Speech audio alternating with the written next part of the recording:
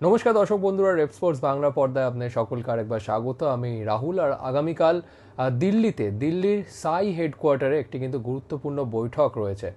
Sports minister কিন্তু প্রত্যেকটি ISL ক্লাবদের রিপ্রেজেন্টেটিভদেরকে কিন্তু ইনভাইট করেছে আগামীকাল দিল্লির সাইয়ের হেডকোয়ার্টারে। যদিও এখনও পর্যন্ত সেই গুরুত্বপূর্ণ বৈঠকের এজেন্ডা কী হবে, স্পেসিফিক এজেন্ডা কী হবে, সেটা কিন্তু এখনও পর্যন্ত রিভিল করা হয়নি। কিন্তু স্পোর্টস মিনিস্টার মাননীয় ক্রীড়ামন্ত্রী তিনি কিন্তু প্রত্যেকটি আইএসএল এর ক্লাবদের রিপ্রেজেন্টেটিভদেরকে ইনভাইট করেছে আগামীকালের মিটিংয়ে। এই ভিডিওতে সেই মিটিংয়ে কি আদৌ আইএসএল নিয়ে সলিউশন আসতে পারে আগামীকালের বৈঠকে, সেই নিয়েই কথা বলবো এই ভিডিওতে। প্রথমত আপনারা সকলেই জানেন জিনিয়াস স্পোর্টস আইএসএল এর কমার্শিয়াল রাইটসের জন্য কিন্তু অলরেডি বিড করে বসে রয়েছে এবং একটা মোটা অঙ্কের কিন্তু বিড তারা জমা দিয়েছে। কিন্তু এখনও পর্যন্ত সেই জিনিয়াস স্পোর্টসকে কিন্তু ফাইনালাইজ করেনি এআইএফএ, কারণ এখনও পর্যন্ত কিন্তু সবুজ সংকেত মেলেনি ক্লাবদের পক্ষ থেকে। কারণ ক্লাবরা যেহেতু important stake holder of this whole Indian football fraternity, ক্লাবরা কোথাও গিয়ে জিনিয়াস স্পোর্টসের যে ফাইন্যান্সিয়াল রেভিনিউ মডেল সেটা নিয়ে কিন্তু ক্লাবরা সন্তুষ্ট নন এবং সেই কারণে এখনও পর্যন্ত এআইএফএফকে তারা তাদের দিক থেকে সেই কারণে সবুজ সংকেত কিন্তু দেয়নি। বা এমনটা বলা যায় বেশ কিছু ক্লাব তারা জিনিয়াস স্পোর্টসকে মেনে নিলেও 5 থেকে 6টি ক্লাব তারা কিন্তু এই জিনিয়াস স্পোর্টসের পুরোপুরি বিরুদ্ধে। এবং তারপরে আপনি যদি দেখেন মনে করে গত মাসে শেষের দিকে কিন্তু ক্লাবরা একটি কিন্তু একটি প্রপোজাল দেয় এআইএফএফকে এবং সেটা হচ্ছে ক্লাব লেড মডেল, যেখানে ক্লাবরা প্রস্তাব দিয়েছে যে ক্লাবেদের হাতে কমার্শিয়াল রাইটটা তুলে দেওয়া হোক লিগের, ক্লাবরা কমার্শিয়াল রাইটটা ক্যারি করবে, এআইএফএফ এর কাছে অবশ্যই অথরিটি থাকবে, AIFF will be the governing body, AIFF will be the governing council, কিন্তু কমার্শিয়াল রাইটটা তুলে দেওয়া হোক ক্লাবদের হাতে এবং জিনিয়াস স্পোর্টস আসুক ডেটা পার্টনার হয়ে, কমার্শিয়াল পার্টনারের জায়গায় জিনিয়াস স্পোর্টস আসুক ডেটা পার্টনার হয়ে। এবং তারপর ক্লাবরা কিন্তু আরও একটি প্রস্তাব দেয় যে আগামী 2 বছর আইএসএল এর কমার্শিয়াল সত্ত্ব ক্লাবদের হাতে তুলে দেওয়া হোক, ক্লাবরা এআইএফএফকে দেবে 15 কোটি টাকা, প্রত্যেক বছর 15 কোটি টাকা করে দেবে তারা এআইএফএফকে, এবং যেই অর্থটা কিন্তু প্রায় 2 কোটি টাকা বেশি জিনিয়াস স্পোর্টসের অফারের থেকে। এখনও পর্যন্ত আইএসএল নিয়ে কিন্তু যে ডেডলকটা রয়েছে সেটা কিন্তু খোলেনি। আগামী মৌসুমে আইএসএল কবে থেকে শুরু হবে সেটা এখনও পরিষ্কার নয় এবং সেটার উপরই ডিপেন্ড করছে ইন্ডিয়ান ফুটবলের নেক্সট সিজনটা কবে থেকে শুরু হবে, অর্থাৎ ডুরান্ড কাপ কবে থেকে শুরু হবে। কারণ আইএসএল ক্লাবরা যদি আইএসএল নিয়ে ক্ল্যারিটি না পায় তাহলে তারা কেন ডুরান্ডে পার্টিসিপেট করবে। সুতরাং একটা কিন্তু ডেডলক, এই ডেডলকটা কীভাবে খুলবে, আদৌ কি আগামীকালের বৈঠকে এই ডেডলকটা খুলতে পারে, সলিউশন কি আসতে পারে? I don't think so. কারণ স্পোর্টস মিনিস্টার তিনি কিন্তু কোনোভাবেই এই সমস্ত বিষয়ে সেভাবে ইন্টারভেন করতে পারেন না। কারণ আপনাকে যদি বুঝিয়ে বলতে হয়, কারণ ফিফা বা এএফসি রুলস রেগুলেশন যেটা রয়েছে সেখানে কিন্তু কোনো রকম গভর্নমেন্ট বা স্পোর্টস মিনিস্টার তারা কিন্তু ফেডারেশনের কোনো জিনিসে ইন্টারভেন করতে পারেন না।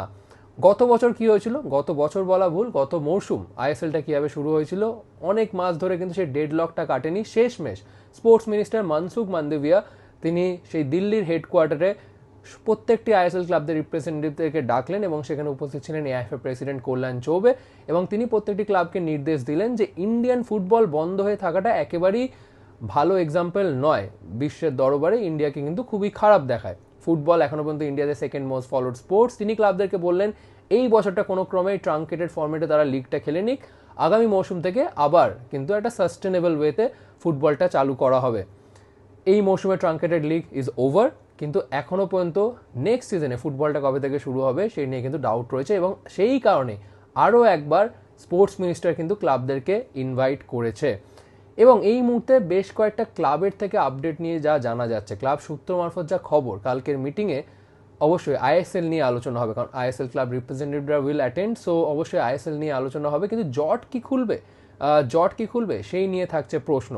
একটা ছোট্ট আপডেট দিয়ে দিই, ইস্টবেঙ্গলের তরফ থেকে দেবব্রত সরকার, শীর্ষকর্তা দেবব্রত সরকার এবং তার সাথে আরও একজন অ্যাসিস্ট্যান্ট, খুব সম্ভবত যিনি টিম ম্যানেজার ছিলেন প্রতিম সাহা, এই দুজন ইস্টবেঙ্গলের তরফ থেকে রিপ্রেজেন্ট করবে ইস্টবেঙ্গলকে আগামীকালের মিটিংয়ে। মোহনবাগানের তরফ থেকে যদি সব কিছু ঠিকঠাক থাকে, Vinay Chopra he will be present the meeting tomorrow, এবং প্রত্যেকটি ক্লাব থেকে কিন্তু রিপ্রেজেন্টেটিভরা কালকের মিটিংয়ে উপস্থিত থাকবেন। কারণ যেহেতু এই মিটিংটা has been called by sports minister Mansukh Mandaviya, তো প্রত্যেকটি ক্লাবের রিপ্রেজেন্টেটিভরাই কিন্তু বেশ সিরিয়াস নিচ্ছে এই মিটিংটাকে এবং কালকের মিটিংয়ে প্রত্যেকটি ক্লাবের তরফ থেকে রিপ্রেজেন্টেটিভদের কিন্তু উপস্থিত থাকবেন, এমনটাই কিন্তু এই মুহূর্তে শোনা যাচ্ছে। স্পোর্ট মিনিস্টার খুব সম্ভবত খুব সম্ভবত আইএসএল ক্লাবদের তরফ থেকে কিন্তু ফিডব্যাক নিতে চাইবেন, কারণ গত বছর যেহেতু তিনি জটটা খুলে দিয়েছিলেন গত মরশুমে। সো কোথায় আটকে আছে পুরো বিষয়টা, কেন এই কমার্শিয়াল পার্টনার মেনে নিচ্ছেন না আইএসএল ক্লাবরা, আইএসএল ক্লাবদের দাবি কি, তারা কীভাবে আইএসএলটাকে করতে চাইছে, এই সমস্ত কিছু নিয়ে হয়তো জানতে চাইবেন স্পোর্টস মিনিস্টার। এবং অবশ্যই এআইএফএফ এর প্রেসিডেন্ট কল্যাণ চৌবে তিনিও উপস্থিত থাকবেন। কিন্তু এই মুহূর্তে যা খবর, অনেকে বলছে যে Praful Patel will be present, but আমি যা জানতে পেরেছি প্রফুল প্যাটেল খুব সম্ভবত তিনি কালকের মিটিংয়ে থাকবেন না। কেনই বা থাকবেন? প্রফুল প্যাটেলের পজিশনটা কি, প্রফুল প্যাটেলের ডিজিগনেশনটা কি যে তিনি কালকের মিটিংয়ে উপস্থিত থাকবেন? কয়েক সপ্তাহ আগে কলকাতায় যে মিটিং হয়েছিল, এসডিএম যে হয়েছিল, সেই মিটিংয়ে প্রফুল প্যাটেল কেন উপস্থিত ছিলেন? কারণ তিনি হচ্ছেন ওয়াইফা প্রেসিডেন্ট, ওয়েস্টার্ন ইন্ডিয়ান ফুটবল অ্যাসোসিয়েশনের প্রেসিডেন্ট তিনি, সেই কারণেই Praful Patel was present in that meeting in Kolkata. কিন্তু কালকের মিটিংয়ে প্রফুল প্যাটেলের কিন্তু থাকার এই মুহূর্তে কোনো আপডেট নেই। স্পোর্টস মিনিস্টার ক্লাবদের তরফ থেকে ফিডব্যাক নিতে চাইবে যে কোথায় আটকে রয়েছে এই পুরো আইএসএল এর জট, ক্লাবরা কি চাইছে, এবং at the same time AIFF এর তরফ থেকেও জানতে চাইবে তাদের পয়েন্ট অফ ভিউ কি, তাদের স্ট্যান্ড কি এই কমার্শিয়াল পার্টনারের ব্যাপারে, এই আইএসএল এর জট খোলার ব্যাপারে। দেখুন, আরেকটা কথা আপনাকে বলে রাখি, এই মিটিংটা কিন্তু was called by AIFF only. এআইএফএফই কিন্তু স্পোর্টস মিনিস্টারকে এই ব্যাপারে ইন্টারভেন করতে বলেছে, এবং অবশ্যই আপনার নামটা আলাদা করে বলার দরকার নেই, কল্যাণ চৌবে তিনি কিন্তু এই মিটিংটা অ্যারেঞ্জ করেছেন ক্লাবদের সাথে স্পোর্টস মিনিস্টারের।